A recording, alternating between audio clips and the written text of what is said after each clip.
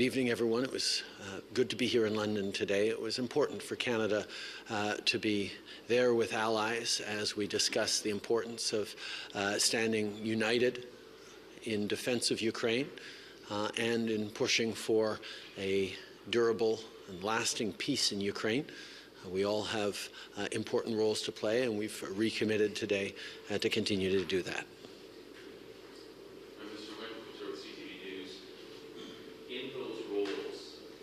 Mr. Starmer mentioned a coalition of the willing.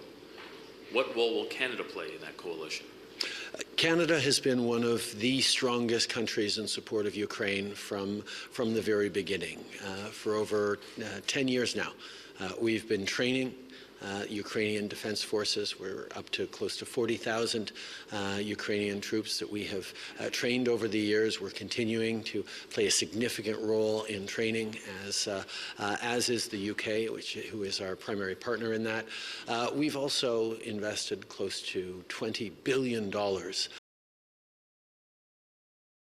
in supports for Ukraine, military, economic, and other.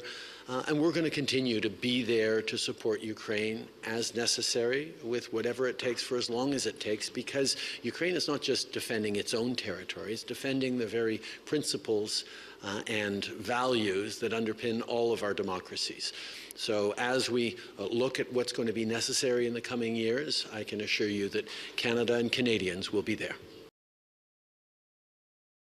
Prime Minister Starmer said specifically it will mean UK boots on the ground and planes in the air. From your answer, I am taking that that will not mean Canadian boots on the ground.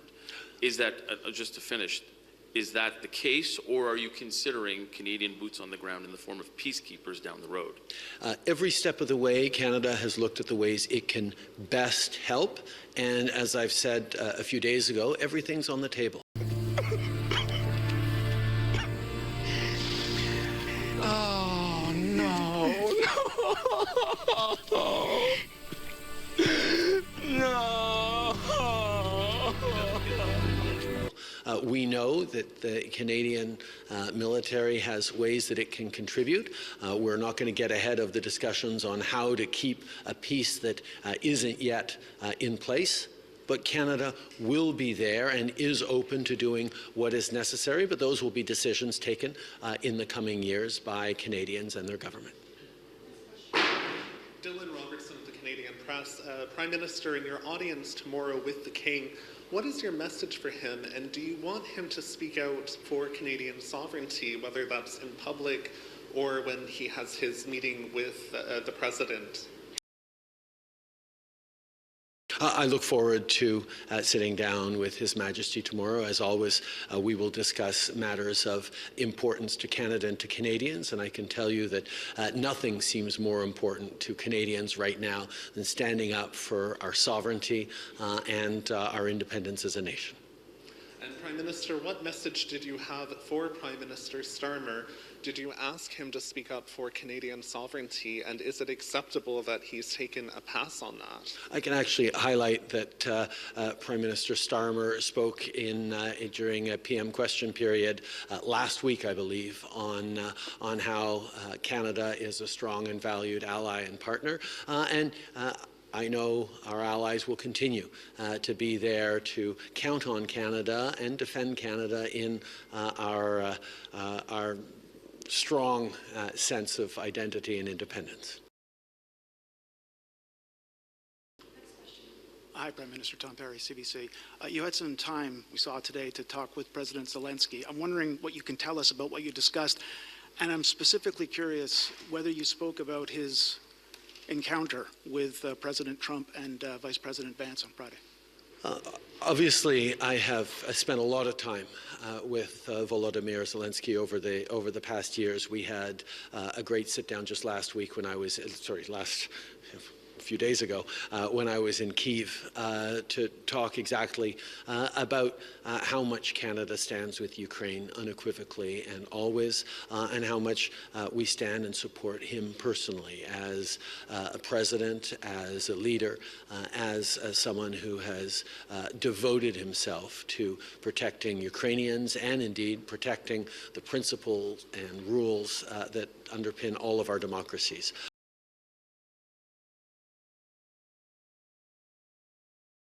I have continued to emphasize to him that Canada will always stand with Ukraine. You clearly admire President Zelensky, so I'm wondering what you thought when you saw the treatment that he received in the Oval Office on Friday. I think, first of all, it's important every chance we get to lay out the facts as clearly as possible. They want to work with us. It's time for us to step up at home, to urgently reach out to them and build a new world order.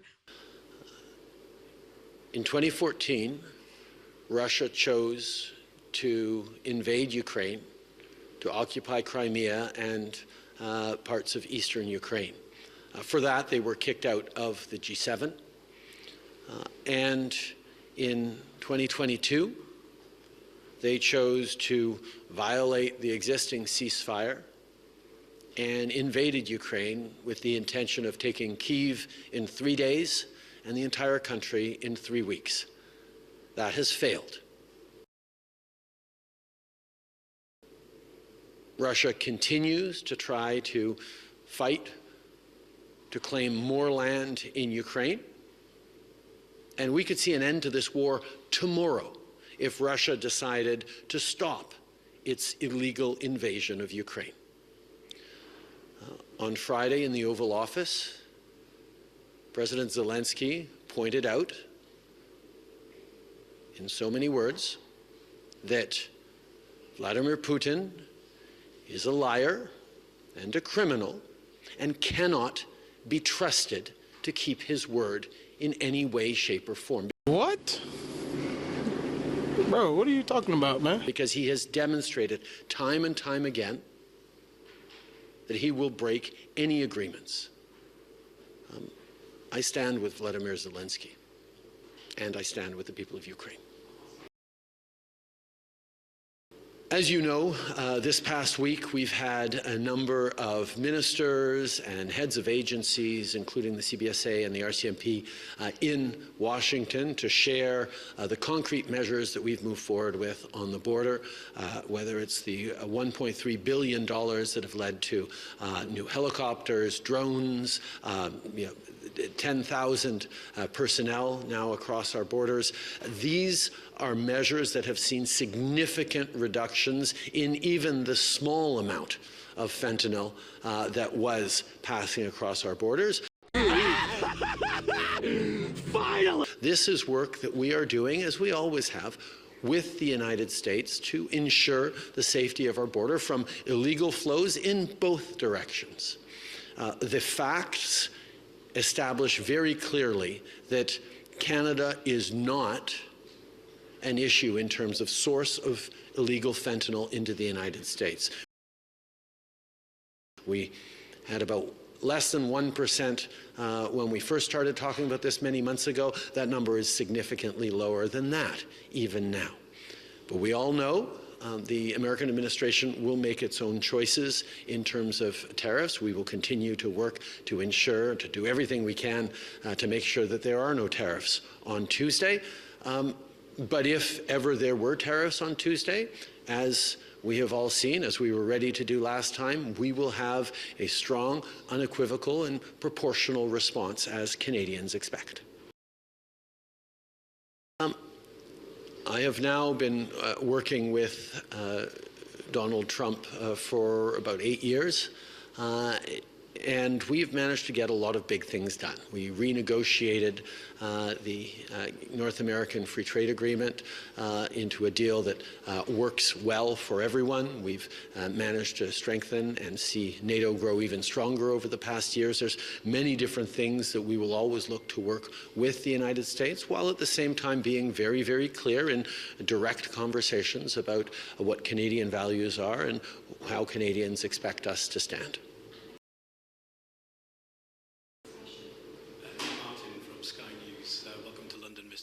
Thank you. There's a lot of pressure on European nations to increase defence spending, especially because it was front and centre of this summit today.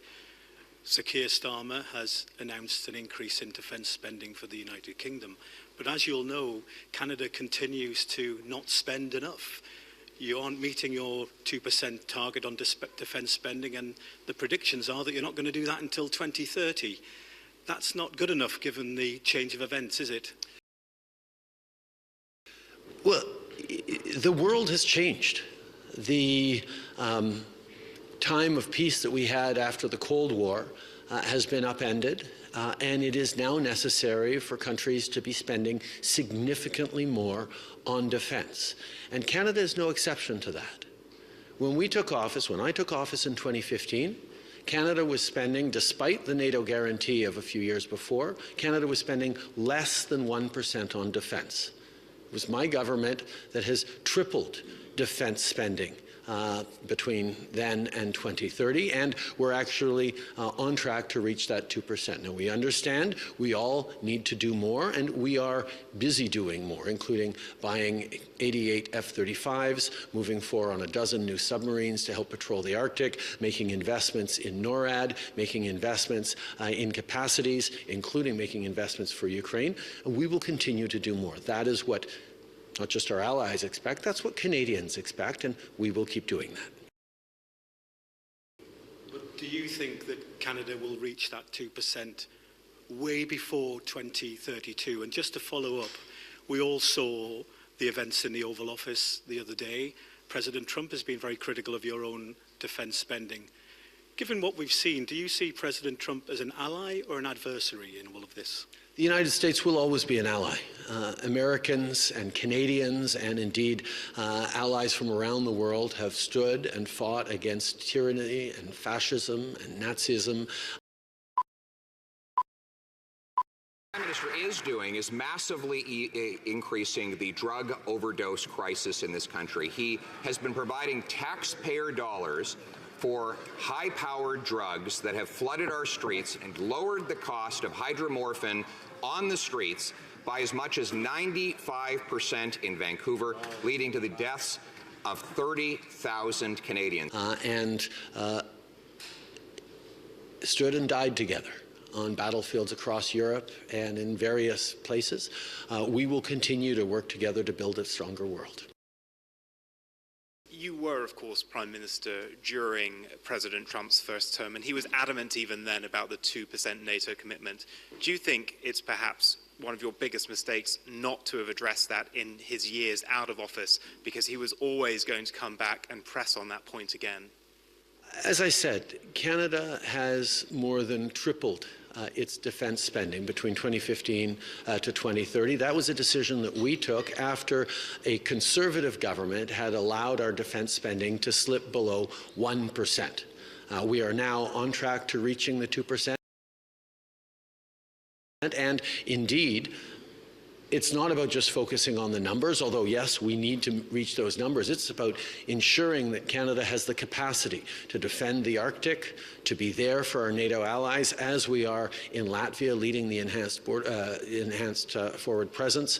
We are going to continue to be stepping up because, quite frankly, Canadian men and women of the armed forces are respected and valued and needed in contexts around the world. And the biggest grumble of many of our partners is, we love Canada, we just need a little more of you. And that is exactly why the Chief of Defence Staff has increased enrollment in the Canadian Armed Forces, and we're stepping up in a number of ways to ensure that we're increasing our defence spending. And I have no doubt that the next Prime Minister of Canada will continue to do just that. With today have made many trips to Ukraine over recent years, trips that Vice President J.D. Vance called propaganda tours. Do you think now that Donald Trump and J.D. Vance themselves should travel to Ukraine to see what the situation actually is, given the factual errors they made in that Oval Office meeting on the situation?